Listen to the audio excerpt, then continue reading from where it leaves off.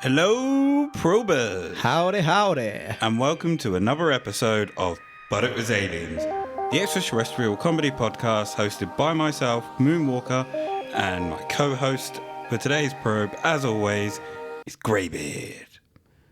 Now, Greybeard, what do you know about raising a child? Right. Well, you got to be cruel to be kind when it comes to children. You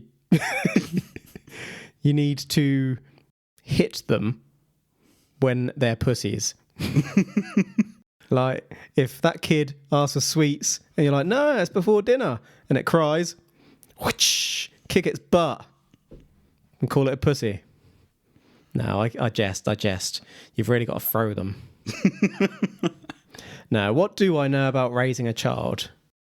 No one can tell you how to raise a child. Except for social services. I need a beer, point. I'm getting nervous. From what I've heard... You haven't, got anything to tell me, have you? You haven't, found one of my long-lost exes that's got a secret. From what I've heard and seen... Just have a little beer, calm my nerves. Raising a child can be tough. Raising me was easy, though. I was a saint. Most of the time. I call bullshit. But there's ups and there's downs. They can look like little angels when they're asleep, and when they do something unintentionally funny. But can be a nightmare when they throw a temper tantrum or simply don't want to do anything you ask them. The worst thing, when they do something that's naughty, but it's also really freaking funny. Yep. Like, when one of my nephews was really little, he liked Duck, Duck, Goose. And I bet that sounded one day, we're all sitting there in the living room watching TV or something, and he just stops and he just looks at everyone and goes, Duck, Duck, masturbation! Swear to genuine truth. And everyone was trying to not, because if you laugh, then the kid knows it's funny. It's going to keep doing it. So everyone had to try and keep a straight face. Just no sell it. So raising a normal child is tough. So how tough do you think it would be to raise an indigo child? What's an indigo child? Don't worry. I'll explain what an indigo child is later. Okay. As long as it's not a star child. Because I've had enough of those. And oh, why'd you look at me like that? We didn't. Sorry, I need to stop interrupting. Continue. And Andrew on that was about to find out. Today, we head to Kent in England. Oh, lovely. Nice and local. The year is 1983, and Anne Andrews has just given birth to her second child, a son called Jason. There were some complications surrounding Jason's birth that were kept away from Anne at the time. Ones that could cause unnecessary panic and worry to the family. But they were notified once Jason was deemed to be okay. Okay. The family took Jason home and all was well. Before Jason was born, Anne's other son Daniel had an imaginary friend. Oh no. Nothing out of the ordinary, as I'm sure lots of kids had imaginary friends growing up. Was the friend called Fred? No, wish it was. Snot bag. What made Daniel's friend different, though, was that his name was Junas, and he came from the stars. What? No, don't do it to me. At first, I wasn't so sure that's different. Considering the imagination of children, I would have thought an imaginary friend coming from the stars was normal. Yeah, I suppose. But Anne says that Daniel had extraordinary knowledge about the stars. He would say to her, "Look, Mum, that's such and such," and would name stars. What? You have to remember, this child was between the age of 2 to 4, as this was before Jason was born. Anne and her husband were baffled as to where this knowledge came from, but put it down to the fact that he was just starting school or that he may have seen it on TV. Right, Daniel is a demon. You're a demon, Daniel. They need to draw a salt line around him, sprinkle some holy water on him, get a spatula and tap him on the head with it and call in a priest. 2 priests. Nay, 3 priests. You can't take any chances here. 3 priests, 4. What sort of 2 to 4-year-old knows all about the constellations? Unless the mum is full of shit. A 2 to 4-year-old that has an imaginary friend called Junas. Whoop, whoop. What was that? Do you remember? What was it called? There was an old British TV show called Balls of Steel. Yes. Negs Urban Sports. Whoop, whoop, whoop, whoop, whoop, whoop, whoop. This guy used to just do crazy shit. Like he'd knock on someone's door and then just stare at them for as long as possible and try to have them not close the door without saying anything. Or he'd like knock on a door, and they'd answer the door, and he'd be like, "You knocked on my door." Or when he would literally run up and jump on people's backs and ride them like a bull and try and stay on as long as possible. Yeah, and then run off going. Crazy show, and probably wouldn't stand today, but he was definitely my favourite at the time. Should have won every week. So a few weeks after. Hold on, no, sorry, I did want to ask one more thing. Junas, like Judas, is that a typo? Or was it definitely Junas? Definitely Junas. Okay, good. Still, Daniel is a demon. Begone, demon! Nah. A few weeks after Jason was born, they noticed that something had changed. Jason would cry in the middle of the night, and they would go into his room and find that he'd been moved. Sometimes he'd be found on the other side of his cot. So he could roll.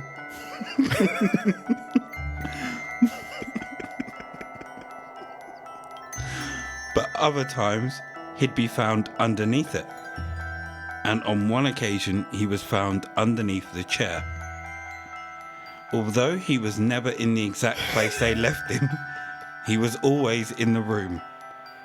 Concerned, they spoke to the health visitor, who suggested that maybe it was Daniel that was moving Jason.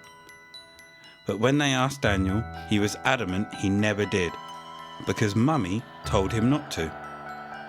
It wasn't until it started to happen whilst Daniel was at his grandmother's that they fully believed him.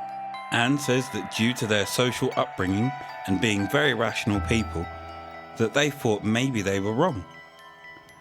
After a few months, the whole thing stopped. Because they realised the baby could move. And when it did, they thought, oh, maybe it was Daniel. Maybe he stood on a chair and moved the baby. Was this a cot with like bars on it so you can stick your hands through the bars? They mentioned that if he stood on a chair and tiptoed, he'd be able to reach the baby. So I'm assuming that they haven't clarified, have they? Bars on. They haven't clarified what type of cot it is. No.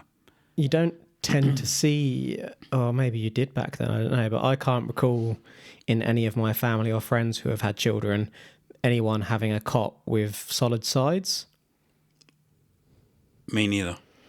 You get like travel basket thingies, whatever they're called, with solid sides, but I can't think of a proper cot. But then, what do I know about raising a child? When Daniel was 5 or 6... Can we call him Daniel's son? When Daniel's son... The demon. Was 5 or 6, he went to his parents crying, saying that Junas won't be able to see him anymore because they made a mistake and that they should be working with Jason and not him. That kid's ego was shattered.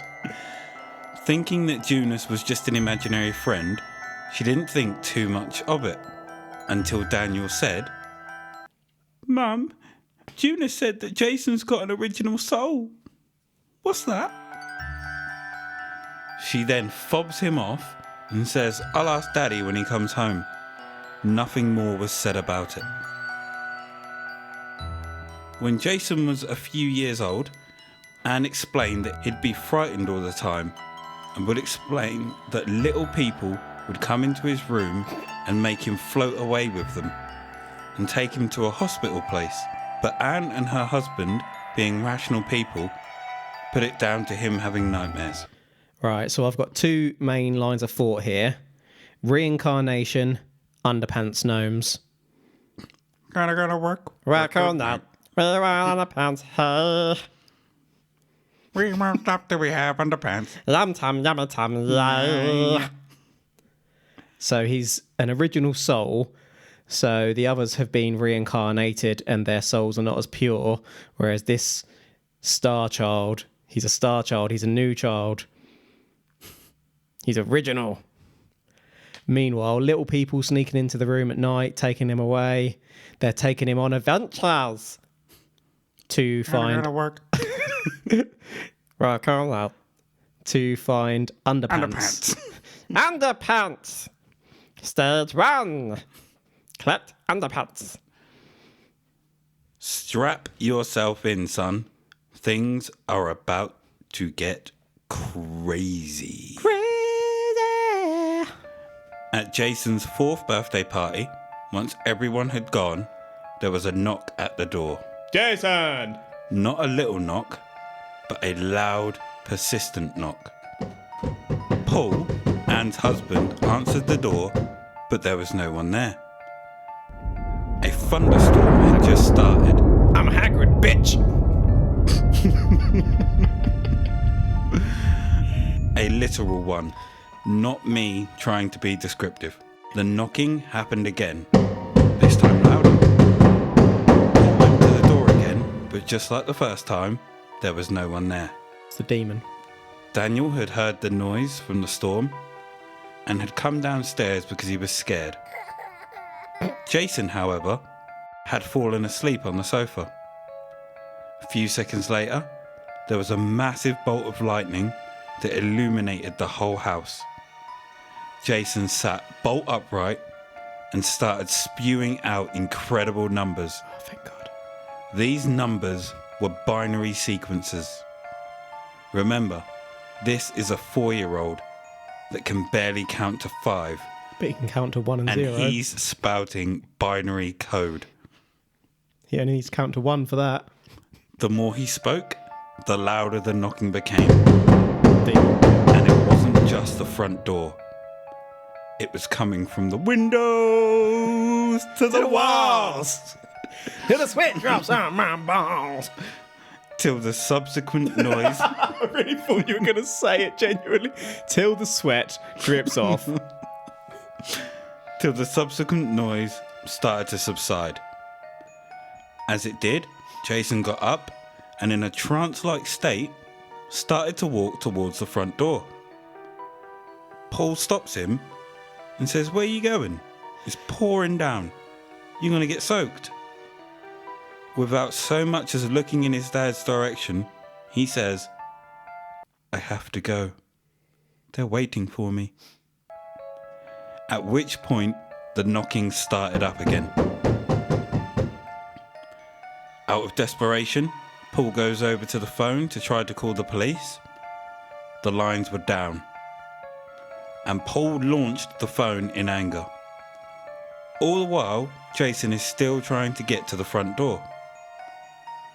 Paul then rushes over to him, picks him up and holds him close, and starts to rock him gently to try to soothe him. The more Jason started to blink and come around, the more the knocking started to settle down. And Jason opens his eyes, kisses his dad, and asks to watch TV. So Jason has inherited the demon gene. He's a demon! What I'd like to think happened is that they hear the knocks on the door, they open it, and there's a small little psychic exorcist lady there. Your house is possessed! What if they opened the door, didn't look down, and it was just underpant gnomes that just walked in? Ha! We gotta go to work. Every time there's a knock, more of them walk in every time. The house is absolutely riddled with underpants gnomes. All the knocking they're hearing is them opening and closing drawers to get underpants. They realise at that point that no one in the place is wearing underwear. They blame it all on Jason. Daniel's got to be feeling pretty shit out here, isn't he? His brother's come along and stole all his powers. Taking his friend. Mm-hmm. I'm sorry, I had something else in my head, but I just can't think what it was. Yes, the binary code, sorry. Mm-hmm. Yeah, so the kid can count to 1. That's not that surprising. He's just going 0, 1, 0, 1, 1, 0, 1, 0, 1, 0, 1, 1, 1, 0, 1. Would you not class that as incredible numbers? No. I'd class that as a kid who can only count to 1, who wants to show off. Showing you his new skill. Meanwhile, how do we know it's binary code? Is this filmed? Have they written down exactly what he said? Because to remember, like a 12-digit 0 or 1500 for that matter, 0 and 1 sequence of numbers. This is just what we're going from Anne's story, what happened. Mm-hmm. She's a very credible lady. Things didn't settle down after this. It kicked off. They had poltergeist-like activity, chairs being dragged across the floor. Demon! The kettle would boil dry. The TV would switch on at full volume in the middle of the night. They would take plugs out and it would make no difference whatsoever. They would hear sounds through the TV. Carolyn! Carolyn! Mommy! This stuff happening jogged a few memories for Anne. As she was growing up, she had a ghost in her house. And to make it less scary, her dad decided to name it. And they named him Charlie. So anytime anything strange happened, they'd say, "Don't worry, that's just Charlie." So Anne and Paul decided to do the same. This went on for years, and Jason would consistently tell them of the little men taking him away. When Jason was 12, they started to get an idea of what was happening. And because of everything that was happening, Jason was already seeing a psychiatrist. And I have a picture of the notes from the psychiatrist. Oh no. Jason is still having strange experiences. He showed me a patch on his tummy, which was fading brown. So he thinks he's having visitations, okay. He what? He has talked with Mr. Josh, is that Hopkins, of Quest International? Who the frick are Quest International? Is that like Johnny Quest? So to me, only paragraph 2 makes for interesting reading there. He's visited by Quest International. The rest is standard, not overly well child stuff. You've got a scared or anxious child here. It's slightly worrying at this point that they're seeing a psychiatrist. That makes me think this is quite a dark tale. I did have those thoughts in the back of my mind and I was deciding not to air them.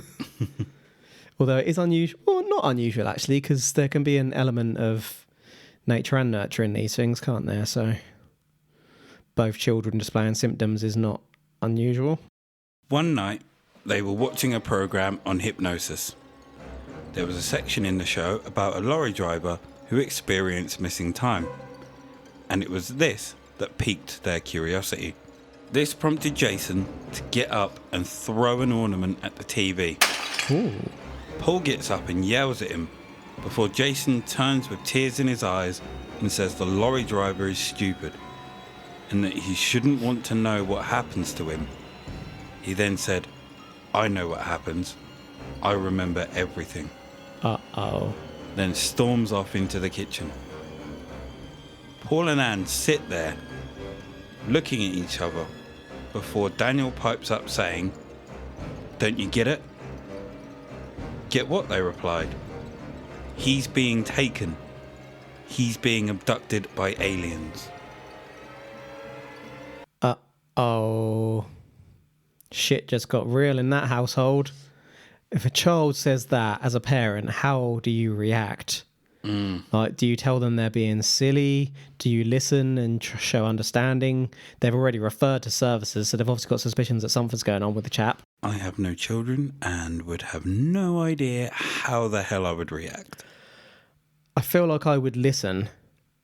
I worry that I'd kind of want to go along with it and see what's happening. Elaborate. So, what do you think happened to the lorry driver? What did the aliens look like? What did you do with them? Did they take him for a walk? Did they,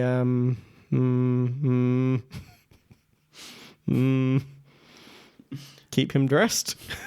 You can't ask that to a child, can you? No. I just couldn't think of anything else I wanted to ask. But yeah, can I come with you to see them? That's a good question, actually, isn't it? Yeah. So Paul and Anne attempt to laugh it off. when Daniel says, "Do you remember my imaginary friend Junas? He was real, and he told me they'd be working with Jason." He mentions that he visited these places Jason talks about and that he was fine with it, but Jason isn't. Because he was a demon. They went and spoke with him, and he explained everything to them. The room that he was taken to, how they took him through the windows, and even the walls. Uh-oh. Anne says that they told him they believed him, but says it's not that they 100% believed what has happened, but believed that he believed what was happening. Yeah, see, that's pretty good parenting. If you believe that they believe, then you're open to believing yourself but not making any judgments, and you're willing to look at other options as well, because this child could be very unwell for all we know, or it could be like an imaginary friend gone completely wrong. Yeah, all sorts of things could be going on. Taken through the walls. For some reason, that drew my mind to that Chinese case we covered with Meng, was it? Who was floating above the bed. Oh, yeah. And, yeah, have we... I can only think of that one. Other than that, the only things I can think of floating through walls is Men in Black, maybe? Walking through fences. Yeah, that's what I was thinking of. So are we suggesting that the aliens are in another dimension here? Or that they have technology to allow them to walk through things? Or is this all bullshit because actually Daniel is a demon and he's possessing Jason and making all sorts of crazy shit happen? I don't trust this Daniel. Daniel's son. He's like, it happened to me. That didn't happen to him. He's making it happen to him. I'm on to you, Daniel. I'm on to you. The next day, they head out to a bookshop and try to find some information on the subject. Being the 90s, they didn't find much, but the few books they did find, they would skim through and realise that some of the things mentioned had happened to them. They were reading a UFO magazine that used to be in circulation at the time and contacted Tony Dodd, who was an experiencer and UFO investigator, who would become their lifeline. Oh, Doddy. They could ring him whenever, and he always had time for them. During this time, Jason was still seeing a psychiatrist, and I have another picture of a letter from them. Okay, I'm just reading the letter. Jason is still having this... He's crossed out a word and written in alien experiences. Who did that? Did the psychiatrist do that, or have they touched up his notes afterwards? Because it would be unusual for the psychiatrist to type up his notes and then go back over it with pen to scribble out a word and write alien in there. Various other experiences they consider paranormal. Electrical upsets. Animals. What do they mean, animals? Are animals appearing? Like a cow's appearing and disappearing? Or are animals just getting spooked? They have animals at their household. So Jason has been talking to Mr. Dodd of Quest International. So earlier on, in the first psychiatrist letter, they said he'd been visited by Quest International. When I read that, I thought he'd been psychically visited. I didn't realise that was actually already happening. So they're looking at aliens being the experience quite early, before he's even said it, potentially. But it does say at the end of this letter that the experiences do not appear to be psychotic. Do not appear. That's not the most definitive of terminology, is it? No. And if you're saying they're not psychotic, shouldn't you be saying what they are? Because otherwise, how can you rule it out? What if they hadn't got to that point in their sessions yet? Well, they should be saving... This is just part of a documentation. It's a dangerous practice to me to say something definitely isn't this if you're not sure what it is, because otherwise it could end up being that, perhaps? That's a good point. Okay. So here's a picture of Jason at 17 or 18 with his best friend. Now, I know it seems to jump quite a bit, but that's just how it goes, okay? Here's Jason and his best friend. Is this going to be Junas? No, it's his best friend Cardi. It's a horse! So we have a picture of Jason sat down in his back garden with a horse giving him a little nuzzle. Does Jason have any other diagnoses? Not that I'm aware of. Okay. So I really don't want to be judgmental here, so I apologise in advance, but he's got that kind of vacant stare in his face that looks like he might have a little bit more going on with him. Do you know what I mean? Mm-hmm. He's very pale as well. It's just a reference picture for now. There's no story with the horse. You'd think being taken by all those UV lights and whatnot in the alien shit, so he'd have a bit of a tan. Now, according to Anne, abductions run in families. Do they? Or does mental health difficulty run in families? Abductions run in families. Okay. And after telling Jason that she believed him, she started to remember things that happened to her growing up. Why, was she a bloody original soul? One vision in particular that haunted her throughout her entire life. This was of her having a nightmare and climbing into her mother's bed as a child. Mm-hmm. Her father wasn't there, he was working away. And as she looked over the blankets, there was someone standing at the end of the bed. Oh no, Indrid Cold. She referred to it as a monk. She describes Fred the Poltergeist. A tall figure with a long flowing garment with a hood. The figure started to move around the side of the bed. Okay, I'm in. She tried to wake her mum, but she wouldn't wake up. And the dog at the end of the bed wouldn't wake up either. She says the last memory she has of this is it putting its hands up as if to remove the hood. No. That's it. She can't remember anything after that. So what it was actually doing was going, shh. It was that lady from Ghostbusters in the library. To be fair, I loved Ghostbusters as a child. Still love it now. But that ghost, that one ghost in that library scene, is probably the only thing that ever scared me as a child other than Wurzel Gummidge. Not for very long. I soon got over it, but... At that point. Yeah, that was a real good ghost, especially for the time. As Jason got older, he became more comfortable with his experiences, less afraid. And then when he turned 17, letters started to turn up from around the world. What? Anne opened one as it was addressed to her, thanking her for letting Jason be with the aliens when they came for him. What? This just jumped. She thought, what a load of nonsense. But then the letters kept coming. And we're going to have Anne read some of these letters for us. Okay. Because I'd like to I thought it'd be easier to give you some of the quotes which I've included in here. And as I say, I sort of gathered quite a stack of these letters. So to quote from She's one got of a them, stack. this is from a gentleman in Sydney, Australia. He says, then suddenly there he was. Jason was with the aliens, and I was not frightened at all. Rather, I was exhilarated and filled with a special feeling of really strong sharing that is difficult to describe in words.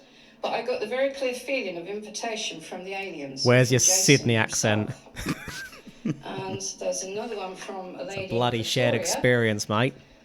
And she says, something then happened which caught me completely unaware. I became aware of a very strong feeling in my mind. It was like someone had come into the room, not unwelcome, but just there. But it didn't alarm me, it just surprised me. I had the feeling that I was being watched, but this didn't bother me either. The feeling grew to being watched, not from the outside, but from the inside. It was of another consciousness within my own mind.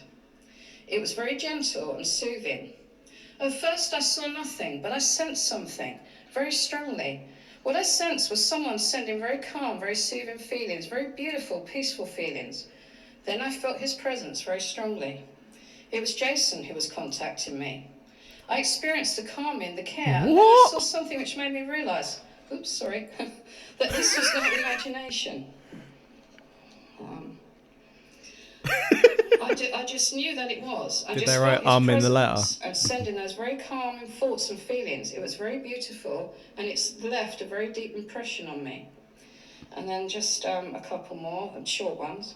There was a gentleman in Melbourne who said, I feel that in the area of intuition, Jason has a great deal to teach me, that he can affect my mind development and help me to understand and learn what I need. And then finally, a gentleman in Gibraltar. He said, I felt Jason's care, his concern, his understanding. I feel that his power is such that just his thoughts can guide me, can teach me. And I would love him to do this if it's possible, but only if you are happy for him to do so. Now, I couldn't cope with this.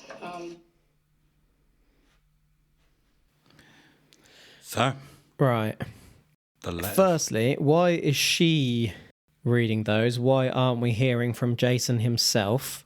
That makes me worry that this case is going to turn a dark way and it all might become too much for Jason at some point. We find out why later. Yeah, I was just letting you know my fear. I'm not asking you to tell me because that'll spoil the story, I guess. Where is this conference being held where she's reading all this? It looks like a hotel room. Not room, sorry. Like, if you ever go to a hotel, it's got a function room. Yeah, the function room. I think it is. I think it says at the beginning of the episode, but I didn't really take note of it. Okay, no worries. It looks incredibly familiar to me, weirdly. I'm not saying it is that one. I think it just looks like a standard function hall. It's very likely not to be that one, but it looks very much like a hotel in Chelmsford. She's reading from a book rather than reading letters, I note. So I'm assuming she's written a book seeking fame and fortune. I'm not judging at all. Maybe judging a little bit. So people, where do they get his address from? People don't just know. Don't tell me that. Maybe he gave it to them psychically, my arse. I was going to say in the other dimension. Nope. But obviously they've put his address out there somehow. No idea. They've shared, maybe it's that Quest guy spreading the word and people are all jumping on the bandwagon. I'm not ruling out the possibility of any crazy shit happening. I'm not even questioning whether this is aliens or not at this point. What I'm questioning is people sending letters to someone from across the world. There's obviously been some correspondence or publication of his address somewhere along the line. This was a step too far for her, and she couldn't cope with it. She didn't tell Jason. That was the last thing she said, wasn't it? I couldn't cope. Yeah. But went to bed one night crying after receiving another letter. She started to hear a commotion downstairs, so went to investigate. Her husband was in a room working. She went to open the door to another room, I'm assuming, and as she went to reach for the light, right in the middle of the room was their dog Hannah, which wouldn't be unusual, except this dog had died a few months prior. This wasn't a vision. This dog was solid to the touch. Awesome, you've got your dog back. Anne didn't question it. She was just happy to see her. So was fussing over her and crying. Damn right. Who is a good girl? As she put her hand up to wipe away the tears, the dog was gone. No! Come back, dog! Heartbreaking. It was at this moment that Anne noticed someone standing in the corner of the room. A tall, dark figure in a long, flowing gown. Old Indrid Cole is back again. However, she couldn't make out any features. She wasn't scared of him though, and he looked very familiar to her. He stepped forwards and in a soft voice told her she needed a pen and paper and that she needs to write this down. I'm Junas, bitch. She didn't remember anything after that, but when she got up in the morning and went downstairs, she saw the cup that had been knocked over by the dog's wagging tail, and on the table, in her handwriting, was a note. And this is what she wrote. All things are possible beyond the limits of your earthbound consciousness. Open your heart and your mind to the truth of what I am telling you. If you seek the truth, you must have faith. Believe in the universe. Learn to look beyond what your eyes can see and draw upon the ancient knowledge of your own inner being, your soul self. I got soul. For only then will the truth emerge. Embrace it lovingly, for it is a destiny retrieved from time, your time. This gave her the courage to talk to Jason about the letters, in which he said it was cool. Anne flipped out. What do you mean cool? Do you remember how scared you were? Jason replied that although at first they didn't believe him, he still had them, and told her that these people don't have anyone. He said that by seeing other people when they get abducted, when they see me, they have someone to talk to. I feel like this kid is edging towards becoming some kind of alien cult leader. He's like the centre point to all experiences. And he sees himself as their saviour almost, the person who makes them not lonely. What would you say if he was actually helping the aliens abduct people? It's a ruse. He was relaxing them so the probe would be easier. They're paying him quavers. So this conversation brought back memories from Anne's childhood. One in particular where she was walking with her dad when she was 6 years old. And these 3 people came up to her dad. He then gently pushed her behind him. Anne says it was obvious that her dad knew them, and that they all had golden tans, which made her think that they must be rich if they could afford to go on holidays and get tans. Next thing she knows, they weren't at the park anymore, and the 3 that they met were dressed differently. They were now in long flowing garments, and one of the men stepped forward. Anne now believes that this man was Junas. Jonas. This man was Junas. Junas. Just let that sink in. Bloop. Sunk in. She believes... This man was Junas. Junas. She believes this man was Junas. Junas. So he didn't actually introduce himself. She's just made an assumption. That could have been anyone. It would seem. That could have been Tom, Dick and Harry just coming back from the spray tan salon. Because obviously they're rich. Because they can afford to go to the spray tan salon. Jonas. That note that she wrote earlier and couldn't remember, was it in her handwriting? Yes. Okay. I don't know if that's more suspicious or less suspicious. She didn't even use her other hand. She ain't thought about that, has she? She did say that abductions run in the family. She did. I'm struggling to pull out, title of my sex tape, whether, well, not just her, they all believe this, or whether they are all potentially somewhat unwell, or whether it's definitely aliens or demons. Daniel's a demon. Definitely aliens. Demons. I quite like it when it gets like freaky and there's the ghost of the dog. Is that really an alien type of behaviour though? To have a ghost of a dog there? Nope. That's more of a demonic kind of thing. Bring you back your loved ones, get you to agree to give them your soul, do your bidding. Some more Daniel type of thing. Yeah. Daniel-san. I told you I was on to Daniel. I know what he's up to. Where's Daniel in all of this? Just being Daniel. Why wasn't he at the conference? Who knows? Suspicious. Everyone was looking elsewhere. He was dicking around in the background, making dead dogs appear, drinking blood. Now, Junas puts his hand out to Anne. Junas. And she takes it. And they go down a corridor to another room full of children who were playing with toys, building blocks, all sorts. Anne notices one boy on his own, but he looked really familiar. She doesn't know why, but she went over and sat in front of him, and they started playing with the blocks. She doesn't know what happened after that, but that is one of her experiences. That better not be Jason. If she met Jason as a child, my mind's going to blow. Can you imagine if she went back and met her own son in the past?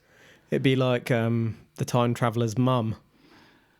Well, To find out, you're going to have to tune in next week. Oh, you son of a this bitch. Is a two-parter. Two-parter, bitches. We haven't had one of these for a little while. No, we have not. Ooh. But this one is juicy. That means it's going to go on and on, and I've not heard of any of this shit so far. Do we get to find out more about Junas? Junas! You'll have to tune in next week to find out. Ah. You're an asshole, sugar. So you can find us on our socials. Instagram, it's But It Was Aliens Podcast. You can find us on the Twitter at But It Was Aliens. Facebook, But It Was Aliens. Our Facebook group, Extraterrestrial Towers. And now also on Patreon, where you can get access to exclusive episodes where we probe everything, and also a Patreon exclusive t-shirt. Meanwhile, you can now buy other merch except for that exclusive t-shirt at butitwasaliens.co.uk. Remember, the truth is up there. #.